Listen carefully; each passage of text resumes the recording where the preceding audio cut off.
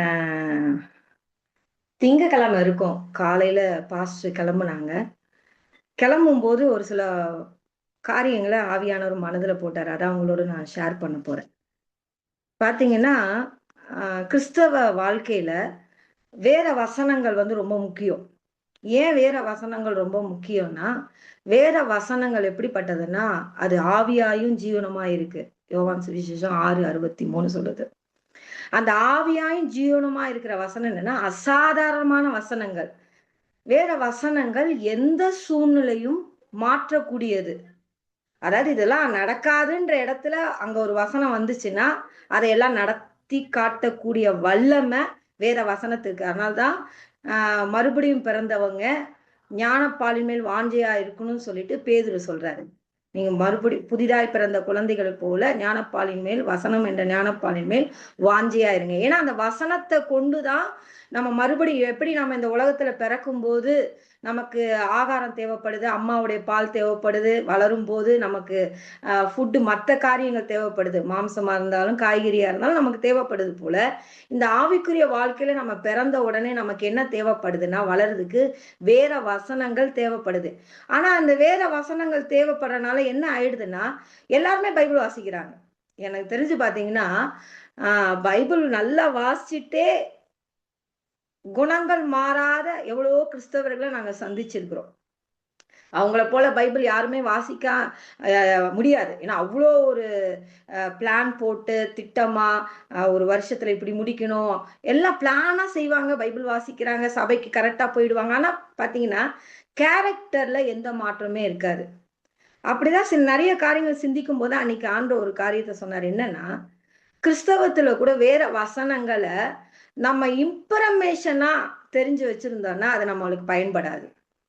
சொல்லுவாங்க சங்கீதம் 23 மனப்பாடமா சொல்லுவாங்க. இல்ல சங்கீதம் 91 மனப்பாடமா சொல்லுவாங்க.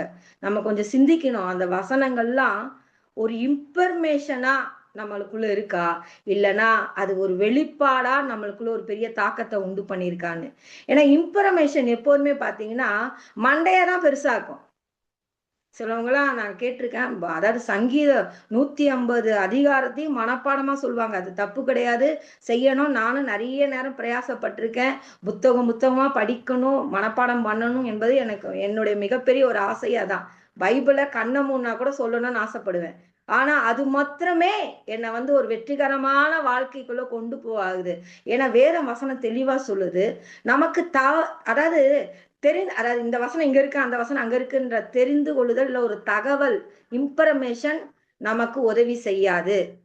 வேணா புத்தகத்தை திறந்து படிக்க பார்க்க வேணா அது உதவி செய்யலாம்.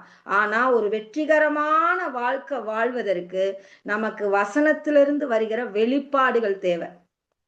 ஏன் நல்லா பைபிள் வாசிப்போம், நல்லா ஜெபிக்கிறவங்க கூட சில போராட்டத்துல நிக்க முடியலன்னா அவர்கள் இன்ஃபர்மேஷன்ல நிக்கிறாங்களா, ரெவலேஷன்ல நிக்கிறாங்களா பார்க்கணும். ஏன்னா வெளிப்பாடு வந்து நம்ம நின்றா நிச்சயமா போராட்டத்துல நம்மளால நிக்க முடியும். போராட்டத்தை நம்ம மேற்கொள்வோம். ஏன்னா இப்ப நம்ம அதாவது எந்த காலத்துல இல்லாத வகையில இன்னைக்கு நம்ம நிறைய செய்திகளை கேட்கிறோம். நிறைய அதாவது நம்ம பைபிளை வாசி கேட்கிறோம், நிறைய காரியம் யூடியூபை திறந்தா கேட்கிறோம். பலர் நம்ம கிட்ட வேற வசனங்களை சொல்றாங்க, இல்லைன்னா ஏதோ ஒரு விதத்துல நம்ம வசனங்கள் நிறைய கேட்டுட்டே இருக்கிறோம். அது எல்லாம் தகவலா வருதா, இல்ல இன்ஃபர்மேஷனா வருதா, இல்லைன்னா ரெவலேஷனா வருதா பார்க்கணும். இன்ஃபர்மேஷனா வந்தா நம்ம என்ன சொல்லுவோம்னா, இந்த வசனம் தானே, இதை நான் எத்தனை வருஷம் முன்னாடி கேட்டிருக்கேனே அப்படின்னுவோம். இந்த வசனம் தானே எனக்கு தெரியும்னுவோம். ஆனா வெளிப்பாடுனா என்னன்னா, வெளிப்பாடா வரும்போது அது மேல ஒரு வாசம் வரும். அந்த வசனத்தை கேட்கும் போதே அந்த வசனங்கள் நமக்குள்ள ஒரு பெரிய தாக்கத்தை உண்டு பண்ணும். இந்த வெளிப்பாடுக்கும் இன்ஃபர்மேஷனுக்கு என்னன்னா, அந்த வெளிப்பாடு தகவல் வந்தா என்னன்னா நம்மளுடைய அதாவது ஒரு அதனால பிரயோஜனம் இல்லாம கூட போலாம். வசனம் 1000 தெரிஞ்சனால கூட நம்மளுக்கு சில நேரம் பிரயோஜனம், வசனம் தெரியணும், இன்ஃபர்மேஷனா தெரிஞ்சிருந்தா அதனால பிரயோஜனம் இல்லாம கூட போலாம். ஆனா வெளிப்பாடா ஒரே ஒரு வசனம் மட்டும் உங்க ஆவியில அது வெளிப்பாடா வந்திருந்தா அதை என்ன செய்யணும், நம்ம வாழ்க்கையவே லகுவாக்கும், நம்ம வாழ்க்கையே மாத்தி போட்டுரும். அதனாலதான் வசனத்தை நான் இன்ஃபர்மேஷனா படிக்கிறேன்னா, இல்லைன்னா ஆவியானுடைய வெளிப்பாடோடு அது ஒரு ரெவலேஷனா அது எனக்குள்ள போகுதா பார்க்கணும். ஏன்னா கலாத்தியர்ல பாருங்க, பவுல் சொல்றாரு, கலாத்தியர் 1:16 தம்முடைய குமாரனை நான் புறஜாதிகளுக்கு சுவிசேஷமா அறிவிக்கும் பொருட்டாக அவரை எனக்குள் வெளிப்படுத்த பிரியமார். அப்போ வெளிப்பாடு எங்க வரும்னா, அவரை எனக்குள்ளனா ஆவியில தான் வெளிப்பாடு வரும்.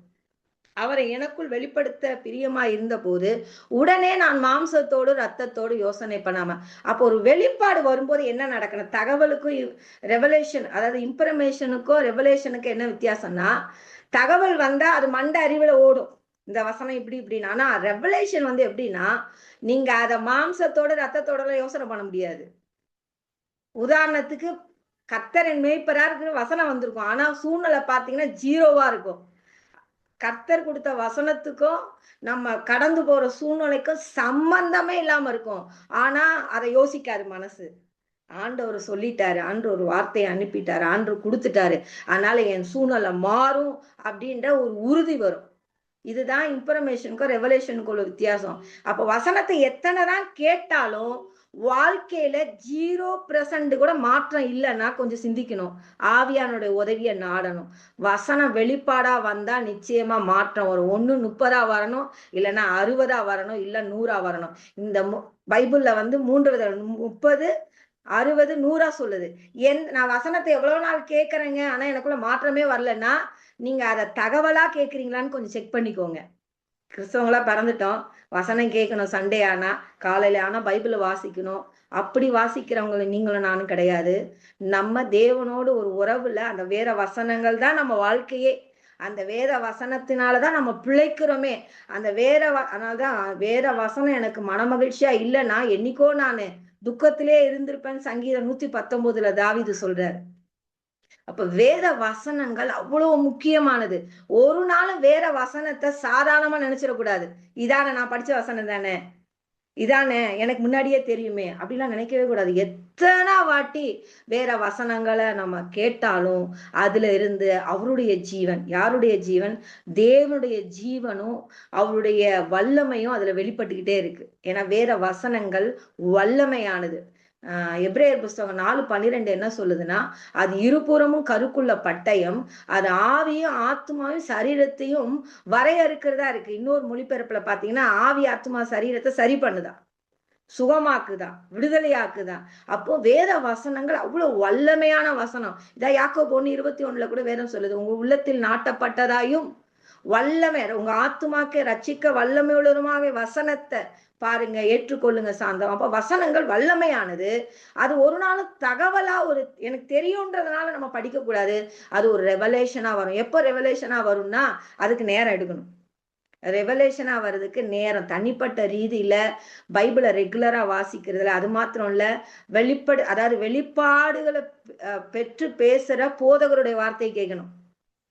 நம்ம பாஸ்டருடைய வார்த்தையை கேட்டு சில நேரம் நம்ம வெளிப்பாடு இல்லாம மாம்சத்துல பேசுறவங்க வார்த்தையை கேட்டா அதாவது இங்க நம்ம ரெவலேஷனா கேட்டிருப்போம், அங்க ஒரு தகவலா வரும்போது அது நம்ம வாழ்க்கையில ஒரு பெரிய மாற்றத்தை உண்டு பண்ணாரு, ஒரு தடுமாற்றத்துலதான் இருப்போம். அப்ப எப்போதுமே நம் கேட்கிற செய்தி ஆவியானவரால் வெளிப்படுத்தப்பட்ட ஒரு வெளிப்பாடான செய்தியா நம்ம செக் பண்ணிக்கணும். இன்னைக்கு கிருபையை போதிக்கிறோம், செழிப்பை போதிக்கிறாங்க, அது எல்லாமே நம்ம நினைச்சிடக்கூடாது அவங்க வெளிப்பாட்டுல ரெவலேஷன்ல இருந்து பேசுறாங்கன்னு. ஏன்னா இன்னைக்கு நிறைய ஒரு ட்ரெண்டே என்னன்னா, எது பாப்புலர் ஆகுதோ அதை வச்சு ஒரு டாபிக்கா பேசுற ஒரு கூட்டமும் இருக்கு. யாரையும் நான் குறை சொல்றதா சொல்லல, இதை அப்படியும் ஒண்ணு இருக்கு. அப்போ நம்ம இதை போலதானே பேசுறாங்க, அப்ப இதையும் கேட்போம்ல. ஆவியானவரால் நடத்தப்பட்ட சத்தியத்தை கேட்கணும். அப்போ வேத வசனங்கள் நமக்கு இன்ஃபர்மேஷனா இருக்கா, இல்லைன்னா அது ஒரு வெளிப்பாடா எனக்குள்ள ஒரு தாக்கத்தை உண்டு பண்ணுதா நம்ம பார்க்கணும். எத்தனை வாட்டி ஒரு வசனத்தை கேட்டோம், மன்னிப்பை பத்தி இல்லைன்னா கீழ்ப்படிதலை பத்தி நான் எத்தனை வசனங்களை எத்தனை மெசேஜை கேட்டிருந்தாலும் அது எனக்குள்ள ஒரு தாக்கத்தை உண்டு பண்ணலன்னா அப்ப நம்ம அது என்னன்னா வெளிப்பாடா நமக்கு வரல. அப்ப வெளிப்பாடா வர்றதுக்கு ஆவியான்ட்ட உதவி கேட்கணும், ஆண்டவர்கிட்ட ஜெபிக்கணும். ஆண்டவரே எனக்கு ஞானத்தையும் உணர்வையும் அருளும் ஆவியை தாங்க, கார் வேணும் பணம் வேணும்லாம் கேட்க வேணாங்க. ஆண்டவரை புரிந்து கொள்ள வேண்டிய ஞானத்தை கேட்டாலே மற்றதெல்லாம் ஆட்டோமேட்டிக்கா வரும். நான் ஆரம்ப காலத்துல நினைச்சேன், நம்ம எது வேணாலும் ஆண்டவர்கிட்ட கேட்டுட்டே இருக்கணும் போல இருக்கு. இல்ல இப்பதான் தெரியுது. நம்ம வேற எதுவுமே கேட்க வேணாம். அவர் அறிகிற அறிவ கேட்டாலே மத்ததெல்லாம் அதோடு கூட குடுக்கப்பட்டது. ஏன்னா பேதுரு 2 பேதுருல சொல்றாரு 1:4ல அவர் அறிகிற அறிவினாலே நமக்கு ஜீவனுக்கும் தேவ பக்திக்கு வேண்டிய யாவற்றையும் குடுத்திருக்காராம். அப்போ வெளிப்பாடான வசனங்கள் நம்ம கேட்கணும். வெளிப்பாடான வசனங்கள ஒவ்வொரு நாளும் வேதத்துல இருந்து நம்ம பெற்றுக்கொள்ளணும். ஆண்டவர்ட்ட கேட்கணும். ஆண்டவரே என்னோடு பேசுங்க. ஏதோ சபைக்கு வந்து செய்தியை கேட்டுட்டு போனா நீங்க ரெவலேஷன்ல நம்ம நடக்க முடியாது. தனிப்பட்ட ரீதியில நேரம் எடுத்து நம்ம வேதத்தை வாசிக்கணும். ஆவியாருடைய சத்தத்தை கேட்கணும். ஆவியானவர் என்ன லீட் பண்றாரு கவனிக்கும் போது, வசனங்களை படிக்கும் போது அது நமக்கு ஒரு வெளிப்பாடா வரும். நம்ம ஆவியில தேவன் பேசுவாரு.